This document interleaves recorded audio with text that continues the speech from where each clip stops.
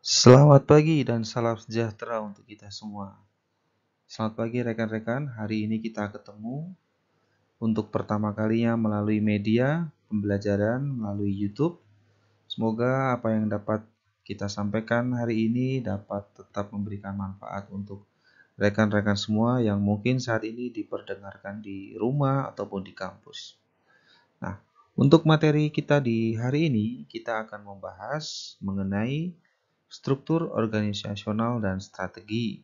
Nah, untuk membuat sebuah bisnis tentunya kita juga harus dengan matang memikirkan strategi apa yang akan kita jalankan dalam menjalankan bisnis.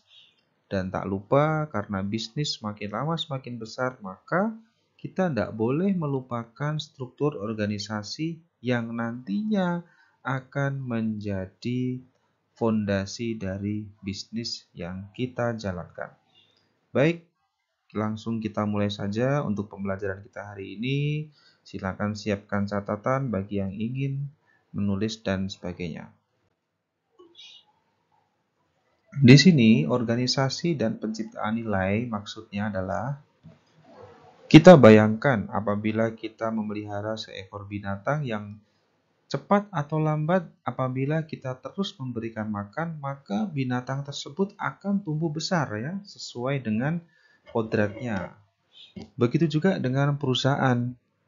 Apabila kita serius dalam menekuni bisnis tersebut, kita serius dalam mengembangkan bisnis tersebut, dan kita terus berinovasi terhadap barang yang akan kita produksi, ya tentu saja bisnis tersebut akan terus besar ya. Sebagai contoh perusahaan otomotif yang ada di Jepang, dulu mungkin kita mengenal mobil-mobil itu sangat jadul ya.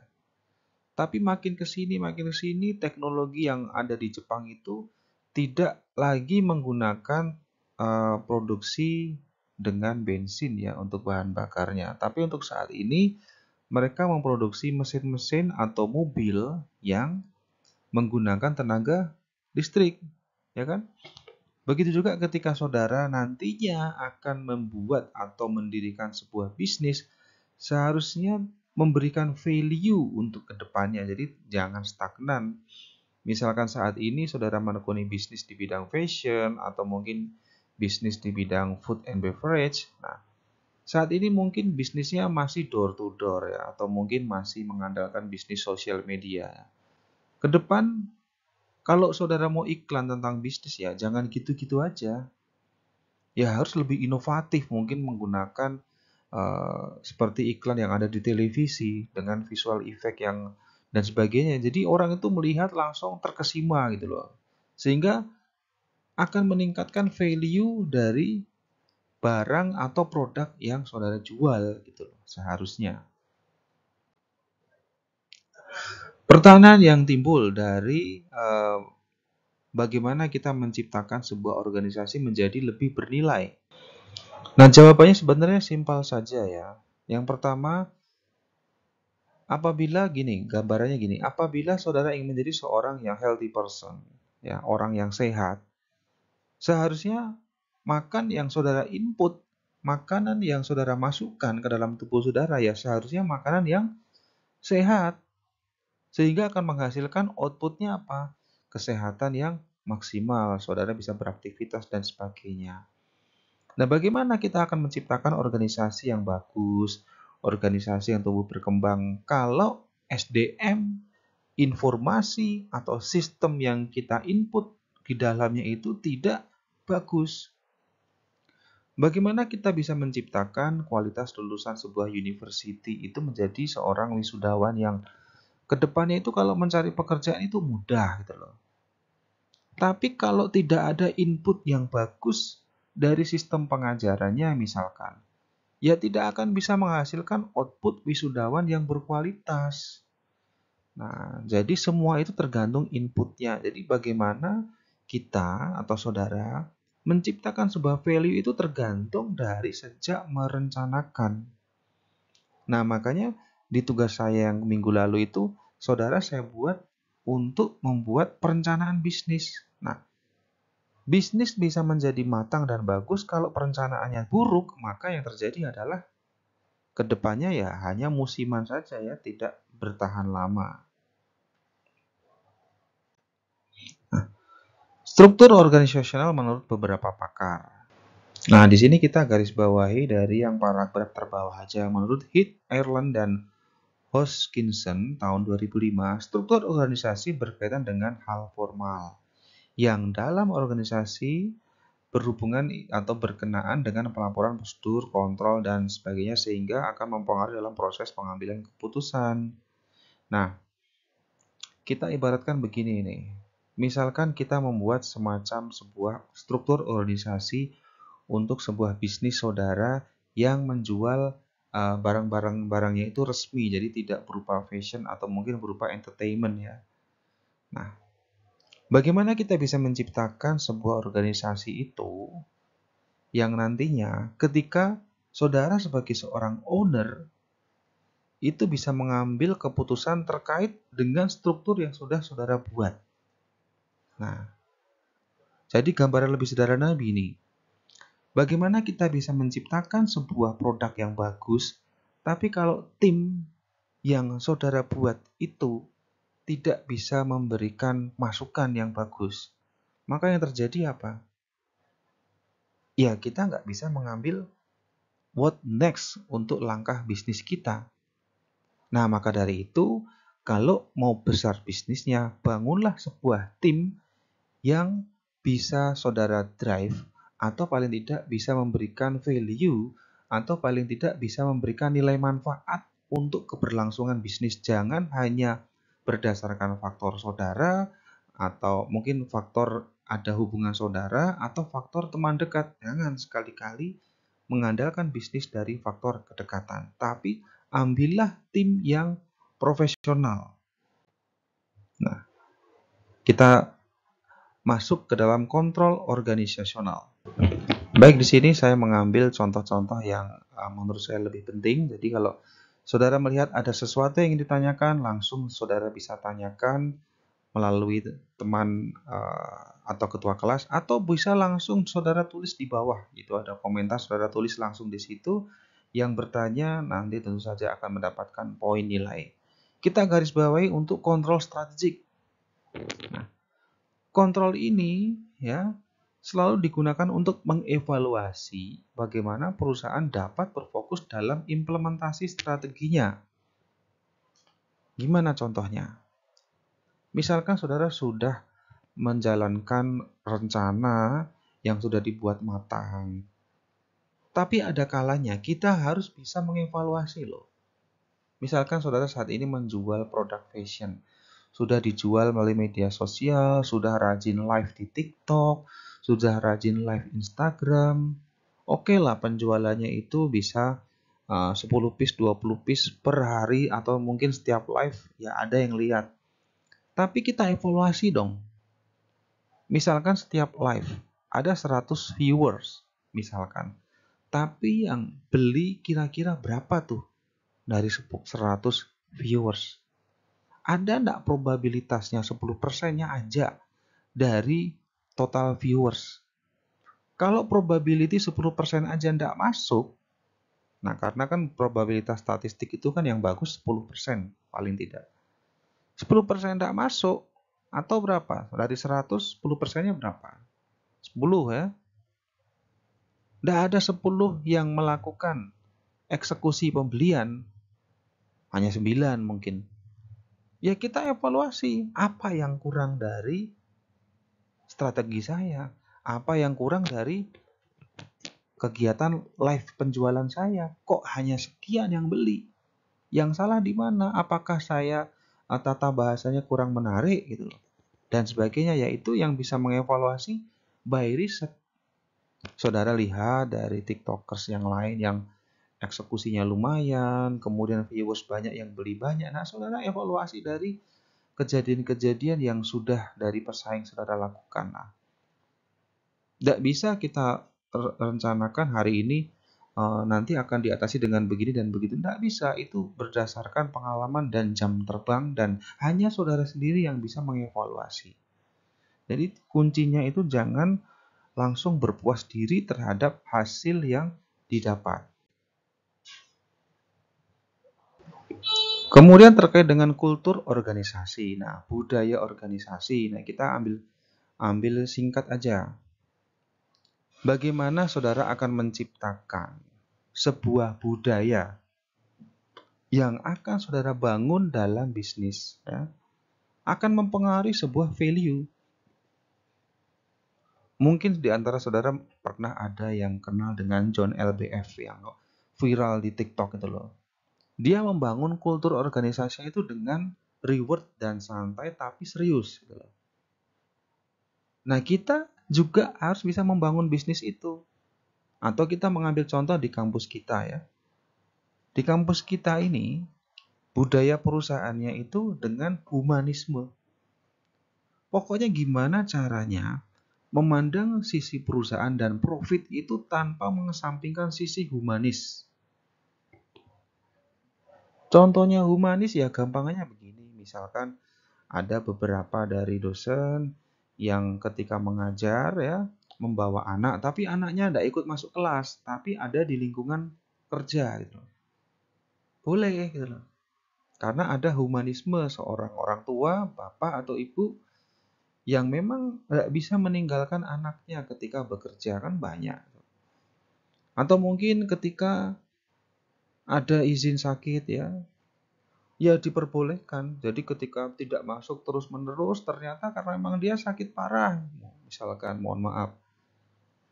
Kalau mungkin di perusahaan lain sudah diberhentikan atau dipecat, tapi kalau di tempat kita ya mungkin ada toleransi ya. Dicari tahu ada apa dan mengapa. Nah, dengan kultur yang dibangun itu diharapkan bisa meningkatkan loyalitas dan integritas dari karyawan. Nah, bagaimana saudara akan membangun kultur organisasi yang nantinya dari kultur yang dibuat itu akan meningkatkan profitabilitas sebuah usaha yang saudara bangun. Nah, ini tadi contohnya. Oke kan? Sudah saya kasih contoh di depan. Saya skip. Nah, hubungan antara strategi dan struktur. Apa itu? Kita bagi menjadi 3 tipe struktur, yaitu sederhana, fungsional, dan multidivisional. Nah, kita bahas di slide selanjutnya nanti. Nah, struktur sederhana, gambarannya begini. Di mana pemilik merangkap sebagai seorang manajer. Nah, ini biasa terjadi di warung-warung daeng. Gampangannya seperti itu aja lah. Jadi dia yang punya, dia sebagai pelayan, dia yang mensupervisi, dia yang mungkin mendelivery barang ke mana? Ke pelanggan. Strukturnya one man show itu ceritanya. Ya itulah yang saudara lakukan saat ini karena sebagai seorang pemilik sekaligus sebagai seorang pelayan. Nah, itu masih struktur yang sangat sederhana sekali. Nah, jadi dimulai dari yang seperti itu. Kemudian kita berlanjut ke struktur fungsional. Jadi di sini ada CEO-nya, kemudian ada beberapa staff, dan ya sampai ke level-level bawah lah. Sampai mungkin ke kurirnya gitu loh. Nah, ini sudah sedikit lebih kompleks. Mungkin kalau bisnis saudara sudah sedikit agak lebih besar ya. Jadi saudara saatnya menjadi seorang CEO, jadi seorang yang pengambil keputusan, perencana ya, sehingga akan mendeliver atau mendelegasikan wewenang atau perintah itu langsung ke bawah-bawahnya yang mereka akan mengeksekusi rencana yang sudah saudara buat. Nah, ini kan perkembangan bisnis ya kan.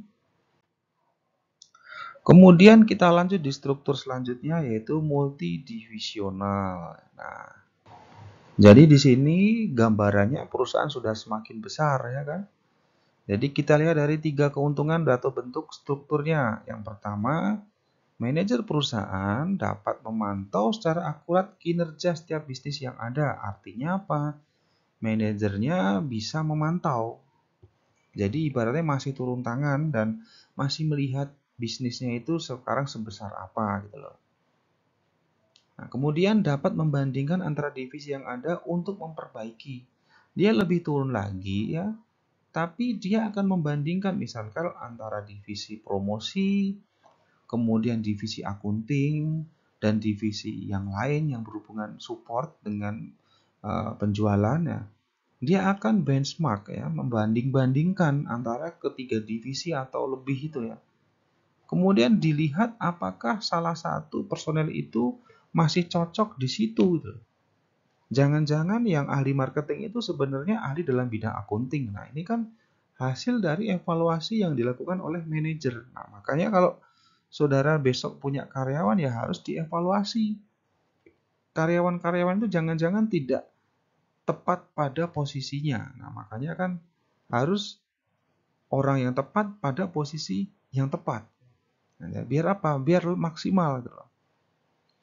Kemudian mendorong manajer divisi yang kinerja tidak bagus untuk melakukan perbaikan.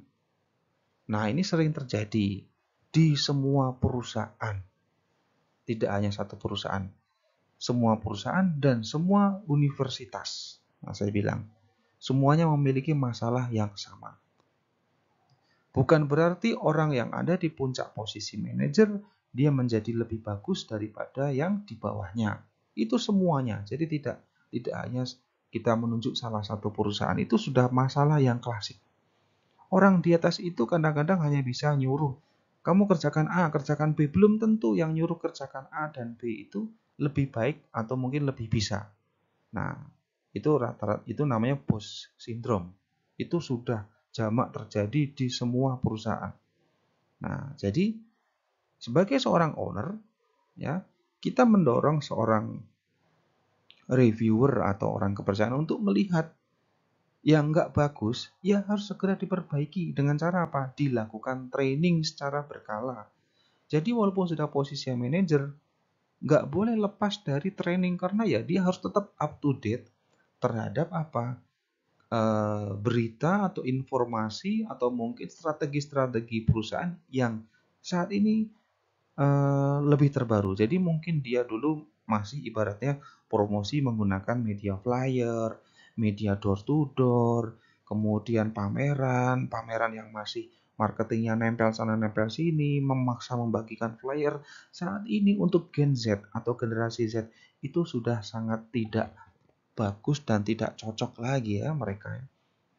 Nah, manajer-manajer yang sudah tua ini seharusnya mulai di training untuk belajar dengan teknologi atau strategi promosi yang terbaru nih harus seperti apa. Nah, ini adalah tugas dari owner. Nah, kemudian kesesuaian antara strategi, level bisnis, dan struktur fungsional. Nah, jadi kita bagi menjadi 3 aja gambarannya. Spesialisasi, sentralisasi, dan formalisasi. Nah, ini saya garis bawahi di di spesialisasi aja ya. Spesialisasi kan lebih spesialis.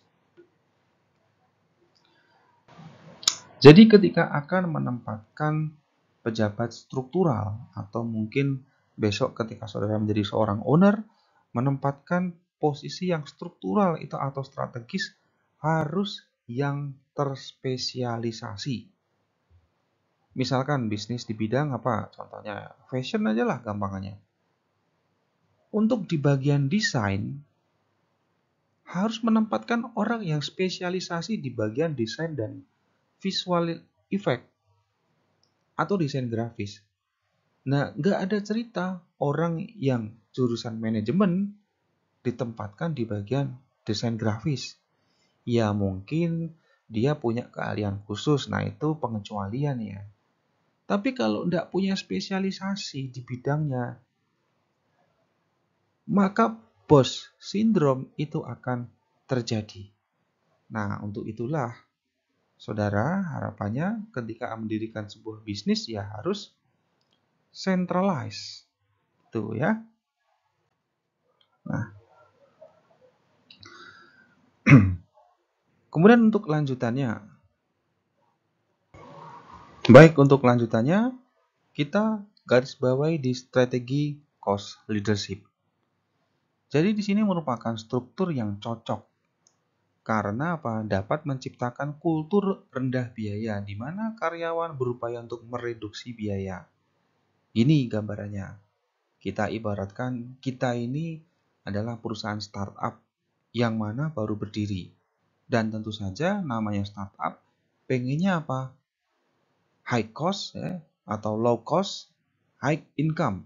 Jadi biaya rendah, tapi gimana caranya mendapatkan high income?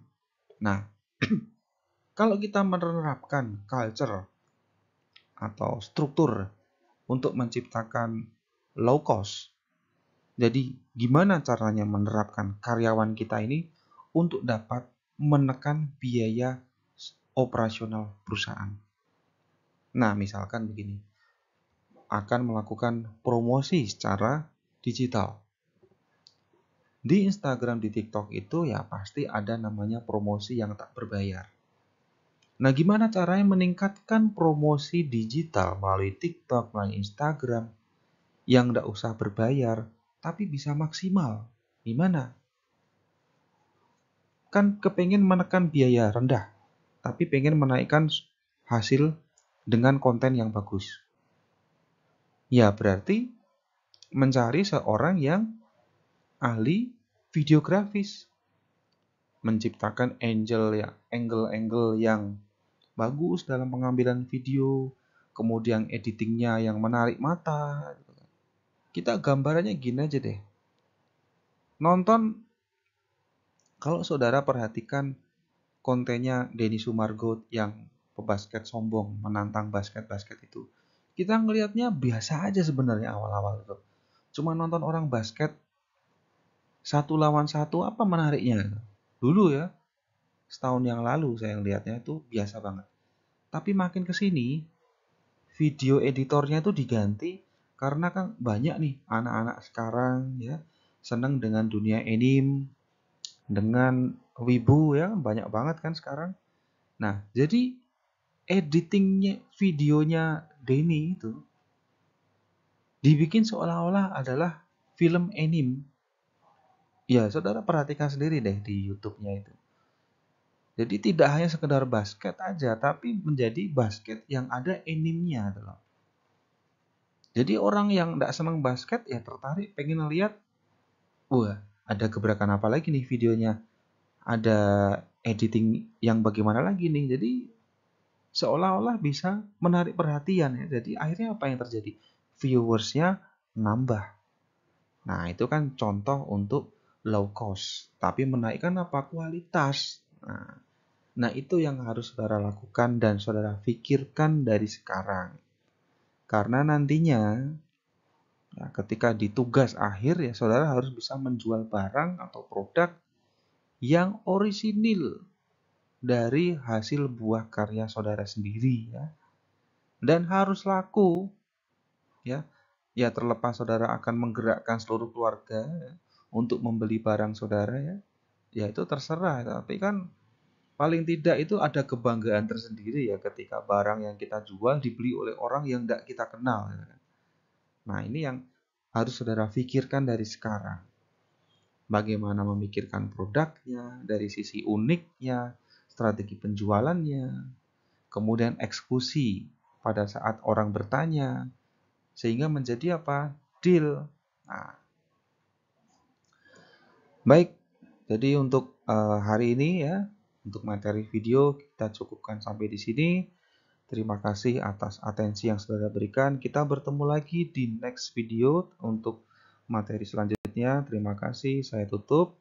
Assalamualaikum warahmatullahi wabarakatuh.